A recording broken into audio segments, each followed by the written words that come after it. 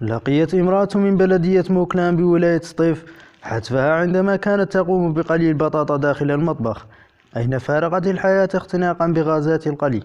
الضحية تبلغ من العمر 47 سنة، تقطع بشقة تقع بحي 30 مسكن ببلدية موكلان بشمال ولاية سطيف. كانت منهمكة بتحضير وجبة العشاء لأفراد عائلتها الذين اكتشفوها متأخرين ملقاة على الأرض ودخان القلي يملأ المكان. وفور الاستزاد برجال الحماية المدنية، تدخلت الفرقة التابعة لوحدتهم بوقاعة التي وجدت الضحية جثة هامدة، ثم تم تحويلها إلى مصلحة حفظ الجثث بمستشفى بوقاعة. وحسب التحريات الأولوية فإن الضحية توفيت اختناقا بغازات والأبخرة المنبعثة من الزيت المحروق الذي استعمل في قلي البطاطا، حيث كانت الضحية تحضر هذه الوجبة في مطبخ ضيق ومغلق تنعدم فيه التهوية. وقد خلف الحادث حيرة كبيرة وسط الأفراد العائلة الذين صدموا لوفاة الضحية بهذه الطريقة الغير المتوقعة.